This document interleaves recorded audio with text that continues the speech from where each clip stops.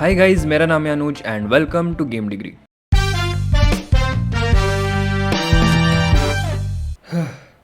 सो आज कौन सी गेम है?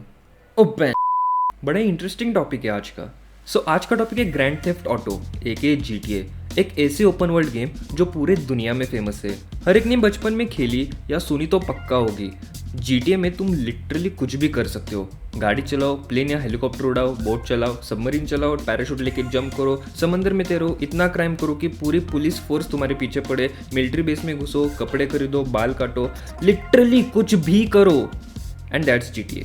आई नो कि ये इन्फॉर्मेशन देने की ज़रूरत नहीं है, बट मैं इस सारे वीडियोज़ में गेम्स की पहले की इंट्रोडक्शन देता हूँ ताकि जो लोग ये गेम के बारे में नहीं जानते उन्हें भी इसके बारे में एक बेसिक आइडिया मिले।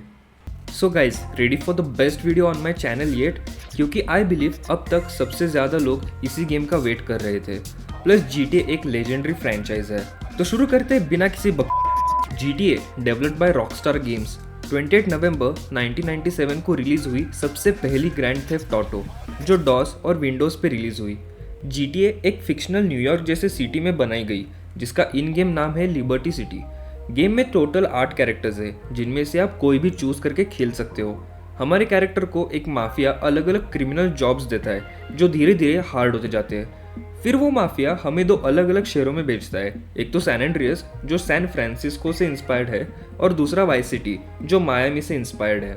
जिन्होंने भी अभी के मॉडर्न GTA गेम्स खेले होंगे उन्हें पता होगा कि GTA में अनलिमिटेड लाइव्स है, मतलब तुम चाहे कितनी बार भी मरो तुम वापस जिंदा होकर हॉस्पिटल से बाहर आते हो। लेकिन ग्रैंड थेफ्ट ऑटो में ऐसा नहीं है। इस गेम में तुम्हारे पास लिमिटेड लाइव्स होती है चैप्टर कंप्लीट करने के लिए, और अगर कोई वो पर्टिकुलर चैप्टर कंप्लीट होने से पहले मर जाए, मतलब अगर लाइव्स खत्म हो जाए, तो गेम तुम्हें सीधा स्कोर बोर्ड पे ले जाती है और तुम्हें गेम वापस पहले से शुरू करनी पड़ती है। GTA को कैमरा एंगल्स और विजुअल्स की वजह से थोड़ा क्रिटिसाइज तो किया गया, लेकिन GTA की न्यूज़ वो रिलीज होने से पहले ही बहुत सारे अखबारों में छपी थी। इनफैक्ट बहुत सारे लोग वेट कर रहे थे GTA के रिलीज होने का। Oh wait a second, oh shit, अभी भी तो वही सीन चालू है ना ब्रो। थोड़ा बहुत क्रिटिसाइज होने के बावजूद 3 सालों में, मतलब 1997, 98 और 99 तक 3 मिलियन कॉपीज सोल्ड हुई थी। ओह वेट, मैं तुम्हें बताना भूल गया, GTA 1 को रॉकस्टार गेम्स ने नहीं, DMA डिज़ाइन ने डेवलप किया था, क्योंकि रॉकस्टार तब एग्जिस्टेंस में ही नहीं था। रॉकस्टार गेम्स का जन्म हुआ दिसंबर 1998 को, जब हाउजर ब्रदर्स, मतलब सैम हाउजर और डैन हाउजर, न्यूयॉर्क के एक नए ऑफिस में रिलोकेट हुए थ्रू टेक-2 इंटरैक्टिव, जिसने ग्रैंड थेफ्ट ऑटो को बाय किया। रॉकस्टार गेम्स का नाम रॉकस्टार इसलिए रखा गया क्योंकि हाउजर ब्रदर्स को बचपन से रॉकस्टार्स बनना था, and that's literally the reason. और फिर 1998 में रॉकस्टार गेम्स के एस्टैब्लिशमेंट के बाद 22 अक्टूबर 1999 को रिलीज हुई GTA 2। GTA 2 को एक नाइट एटमॉस्फेयर में बनाया गया, जिसमें हमारे कैरेक्टर का नाम होता है क्लॉड स्पीड, जिसे बस क्रिमिनल वर्ल्ड में आगे बढ़ना है। GTA 2 विजुअली थोड़ी बेटर और अलग थी GTA 1 से। गेम में ग्लोइंग लाइट्स और अच्छे 3D ग्राफिक रेंडर्स यूज किए गए थे, जिसकी मदद से लाइटिंग बहुत अच्छी दिखने लगी। GTA 2 में नए गन्स और थ्रोएबल्स, मतलब ग्रेनेड्स ऐड किए गए और मिशन स्ट्रक्चर भी थोड़ा बदल गया। उसी साल रॉकस्टार कनाडा के स्टूडियो ने GTA लंदन 1969 रिलीज की। वो सीरीज की कोई मेजर इंस्टॉलमेंट तो नहीं है, वो गेम एक GTA का एक्सपेंशन पैक है। सिंपल वर्ड्स में बताए तो एक साइड गेम। थोड़े ही महीनों बाद GTA लंदन का अगला पार्ट आया, GTA लंदन 1961, जिसमें न्यू कार्स और मिशंस ऐड किए गए और थोड़े नए फीचर्स भी, जैसे कार अपग्रेड। फिर 22 अक्टूबर 2001 को रिलीज हुई GTA 3, जो रॉकस्टार गेम्स की पहली 3D गेम है, जिसमें फुल वॉइस और मोशन कैप्चर की मदद से कटसीन्स बनाए गए। रॉकस्टार ने कुछ बड़े सेलिब्रिटीज को भी हायर किया गेम के कुछ कैरेक्टर्स प्ले करने के लिए, जैसे कि रॉबर्ट लॉजिया, फ्रैंक विंसेंट और एक रैपर कीथ गुरु इलाम। डेवलपमेंट के आखिरी दिनों में कुछ मेजर चेंजेस किए गए, जैसे कि GTA 3 पहले बहुत ब्राइट और कलरफुल होने वाली थी, जिसे बाद में चेंज करके थोड़ा डार्क बनाया गया। एक क्रेजी फैक्ट बताओ, GTA 3 पूरी दुनिया में शिप होने से पहले 9/11 हुआ, जिसका बहुत बड़ा असर पड़ा रॉकस्टार गेम्स पर, क्योंकि रॉकस्टार गेम्स का हेडक्वार्टर तो न्यूयॉर्क में है। ऑलमोस्ट 1 महीने के लिए रॉकस्टार को पूरी बिल्डिंग छोड़नी पड़ी और इन्वेस्टर्स को लगने लगा कि GTA 3 जो कुछ ही दिनों में रिलीज होने वाली है, उसका पब्लिक पे एक बुरा इम्पैक्ट पड़ेगा। तो डेवलपर्स ने गेम में बहुत सारे लास्ट मिनट चेंजेस किए, जैसे तुम प्लेन को टच नहीं कर सकते, या फिर जो कोई भी प्लेन्स टेक ऑफ कर रहे हैं वो कोई भी बिल्डिंग्स के आसपास भी ना जाए। उन्हें गेम का कवर आर्ट भी चेंज करना पड़ा, जिसने जन्म दिया GTA के iconic comic book style artwork को, जो रॉकस्टार आज तक नए GTA गेम्स में भी यूज़ कर रहा है। GTA 3 को बहुत अच्छे रिव्यूज़ मिले उसके physics, game play, mechanics, story line और विजुअल्स के लिए। आफ्टर ऑल GTA सीरीज की पहली 3D गेम थी। GTA 3 के सक्सेस को देखकर रॉकस्टार गेम्स ने GTA 3 का एक एक्सपेंशन पैक रिलीज करने का सोचा, जिसमें नए गन्स, गाड़ियाँ और स्टोरी कंटिन्यू की जाएगी। लेकिन GTA 3 के सक्सेस को एनालाइज करके उन्होंने एक नई फुल फ्लेश्ड गेम बनाने का डिसीजन लिया। जो कोई भी चीज़ें लाइक गेम एसेट्स या गेम आइडियाज़ GTA 3 के एक्सपेंशन के लिए बनाई थी, उन्हीं को थोड़ा और बेटर करके अपकमिंग GTA में यूज़ किया गया। और फिर 29 अक्टूबर 2002 को रिलीज़ हुई GTA वाइस सिटी, जो आई थिंक हर एक इंडियन बच्चे की पहली GTA गेम होगी। Yup, you guessed it right, मेरी भी पहली GTA यही थी। वाइस सिटी इतनी हिट हुई कि सिर्फ 2 महीने की रिलीज डेट के बाद 3 मिलियन से ज़्यादा कॉपी सोल्ड हुई थी और आज तक 17.5 मिलियन से ज़्यादा गेम्स बिक चुकी है। वाइस सिटी का प्रोटैगनिस्ट है टॉमी वर्सेटी, एक गैंगस्टर जिसे मायामी फ्लोरिडा से इंस्पायर्ड एक सिटी में भेजा गया है जिसका नाम है वाइस सिटी। और टॉमी को वाइस सिटी में कोक मतलब कोकेन का बिजनेस संभालना है, जो 1980s की एक मॉब एक्सपांड करना चाहती है। लेकिन जब एक मेन ड्रग डील पे कोई हमला करता है तो टॉमी का बॉस सॉनी फोरेली उसे उन लोगों को ढूंढने का टास्क देता है जिन्होंने ड्रग डील पे एम्बुश किया था। GTA 3 की तरह ही वाइस सिटी की स्टोरी को बहुत अच्छी तरह से एडवांस किया है। पहले छोटे मोटे क्रिमिनल जॉब्स करना और बाद में बड़े बड़े ड्रग लॉर्ड्स या करप्ट पॉलिटिशियंस को मारना। वाइस सिटी 1980s के ज़माने की दिखाई है, सो डेवलपर्स को गेम बनाते वक्त उसे एक रेट्रो थीम देनी थी, जो आप लोग रात में उसे एक्सपीरियंस कर सकते हो with those awesome looking glowing lights. Vice city में बहुत सारे रेफरेंसेस लिए गए मायामी वाइस से, जो 1984 में आई एक टेलीविजन सीरीज है। कैरेक्टर्स के कपड़े, गेम म्यूजिक और बहुत सारे मिशंस डायरेक्टली मायामी वाइस के कुछ अर्ली एपिसोड से लिए हैं। इनफैक्ट हमारे इन गेम दोस्त लैंस को वॉइस दिया है उसी सीरीज के एक एक्टर ने, जिसका नाम है Philip Michael Thomas.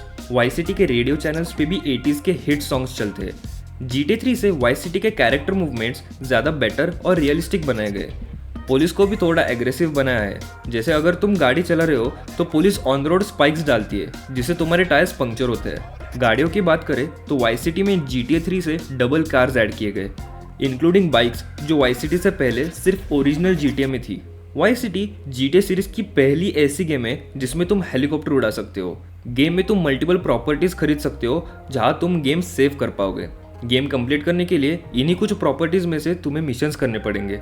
Overall vice city was a huge success for Rockstar. Vice City के बाद रॉकस्टार ने नए गेम पे काम चालू किया और इस बार उन्होंने सैन एंड्रियास के वर्ल्ड सेटिंग में जाने का सोचा, क्योंकि ओरिजिनल GTA की बस यही एक सिटी बची थी जिसपे कोई 3D गेम नहीं बनी थी। इस बार उन्होंने एक कल्चरल थीम रखने का सोचा जो अर्ली 90s के हुड लाइफ को पोर्ट्रे करेगा। एक एग्जैक्ट थीम को रिप्रेजेंट करने के लिए रॉकस्टार के डेवलपर्स लॉस एंजलिस कैलिफोर्निया में आए रिसर्च करने के लिए और कुछ डेंजरस जगहों पे भी नजर डाली, और वापस आने के बाद अब तक के सबसे बड़े मैप पर काम करने लगे, जिनमें सिर्फ एक नहीं बल्कि 3 मेजर अमेरिकन सिटीज इन्वॉल्व है। और 2 साल डेवलपमेंट के बाद 26 अक्टूबर 2004 को रिलीज हुई GTA सैन एंड्रियास, जो GTA फ्रेंचाइज की one of the most hit game है। सैन एंड्रियास 1992 के एक फिक्शनल लॉस एंजलिस, जिसे इन गेम लॉस सैंटोस नाम दिया है, वहाँ पे बेस्ड है। गेम का प्रोटैगनिस्ट है कार्ल जॉनसन AKA CJ, जो वापस उसके घर लॉस सैंटोस में आता है उसकी माँ के फ्यूनरल के लिए, जो एक गैंग शूटिंग में मर जाती है। लेकिन वापस आने के बाद CJ को पता चलता है कि हालत बहुत खराब हो चुकी है, क्योंकि एक राइवल गैंग जिसका नाम है बॉलाज, जो एक पर्पल कलर रिप्रेजेंट करते हैं, उन्होंने पूरे एरिया पे कब्जा कर लिया है। उसी के साथ कुछ पुलिस ऑफिसर्स, जिनमें से एक का नाम है टेनपेनी, CJ को ब्लैकमेल करते हैं उनके कुछ काम करने के लिए जो करप्शन छुपाए। ओवरऑल गेम में CJ बहुत बार जगह चेंज करता है जैसे गेम प्रोग्रेस करती है। कुछ धोखे भी खाता है, कुछ क्रेजी लोगों से मिलता है, कुछ इंपॉर्टेंट कॉन्टैक्ट्स भी बनाता है और एंड में पूरे सैन एंड्रियास स्टेट का सबसे डेंजरस आदमी बन जाता है। सैन एंड्रियास का फिनाले अब तक का सबसे ज्यादा यूनिक और एक्साइटिंग क्लाइमैक्स ऑफर करता है। जैसे लॉस सैंटोस में सब जगह राइट्स चालू है, जो 1992 के लॉस एंजलिस राइट्स को रिजेंबल करते हैं। गेम में बहुत सारा इंस्पिरेशन लिया गया है 90s के हिप हॉप कल्चर और हुड मूवीज से। उसके अलावा बहुत सारे स्टार्स भी इन्वॉल्व है, जैसे Chris Bellard, Ice T, Peter Fonda, Chris Penn, David Cross, James Woods और सैमुअल एल जैक्सन। इवन आज के ज़माने के लिए ये बहुत बड़ी लिस्ट हो गई स्टार्स की जो एक गेम में काम करे। सैन एंड्रियास का गेम प्ले भी बहुत इंप्रूव किया गया है। जैसे प्लेयर्स फाइनली स्विम कर सकते हैं, अनलाइक पहले के गेम्स जिसमें पानी में गिरना मतलब मौत। और क्लाइंबिंग मैकेनिक भी ऐड किया गया। गेम के कॉम्बैट मैकेनिक्स को भी बेटर किया, जैसे ऑटोलॉक सिस्टम, एक नया कलर्ड क्रॉसर जो एनिमी के हेल्थ अनुसार कलर बदलता है। प्लेयर्स क्राउच करके मार सकते हैं जिससे एम इंप्रूव होता है। कॉम्बैट रोल्स ऐड किए गए और स्नीकिंग मैकेनिक भी ऐड किया, जिससे प्लेयर्स चुपके से एनिमी टेक डाउन करे। गेम में कस्टमाइजेशन भी बहुत इंप्रूव किया गया, जैसे तुम सीजे को फुल्ली कस्टमाइज कर सकते हो, लाइक उसके इंडिविजुअल कपड़े, tops, bottoms, accessories like hats, lockets, watches, CJ का हेयर स्टाइल, उसके टैटूज और इवन उसका फिजिक, लाइक वो कितना मोटा, पतला या फिर फुल बॉडी बिल्डर जैसे आर्नोल्ड। गेम को और रियलिस्टिक बनाने के लिए गेम में रियल लाइफ जैसे हेल्थ मैकेनिक्स ऐड किए गए, लाइक अगर तुम किसी फूड शॉप में जाके हद से ज़्यादा खाओगे तो सीजे उल्टी करेगा, बट अगर बहुत टाइम के लिए कुछ नहीं खाओगे तो सीजे की हेल्थ ग्रेजुअली कम होती जाएगी। एक और अमेजिंग मैकेनिक ये कि अगर तुम डेली जिम जाओगे तो सीजे की बॉडी ही नहीं बल्कि इवन उसकी स्ट्रेंथ बढ़ेगी। जीटी की सीरीज में पहली बार गर्लफ्रेंड की थीम ऐड की गई। थ्रू आउट द गेम तुम मल्टीपल गर्लफ्रेंड्स को डेट कर सकते हो और वो तुम्हें जज करती है based on your restaurant, driving और लोकेशन चॉइस। और अगर तुम लकी हो तो वो तुम्हें कॉफ़ी के लिए इनवाइट करती है। और उसके बाद San Andreas as you guessed Vice City से ज़्यादा हिट हुई और उसके रिलीज होने के बाद सिर्फ पहले वीक में 2 मिलियन से ज़्यादा कॉपीज सोल्ड हुई और सिर्फ 2004 की नहीं बट प्लेस्टेशन 2 की बेस्ट सेलिंग गेम बन गई। ओके, थोड़ा रियल टॉक करते हैं। नो दैट कि मैं गेम को गालियाँ नहीं दे रहा हूँ, मैं बस फैक्ट्स बता रहा हूँ जो हो चुके हैं। I mean that's what this channel is about. San Andreas की सबसे बड़ी कंट्रोवर्सी चालू हुई जब उन्होंने हॉट कॉफ़ी मॉड रिलीज किया।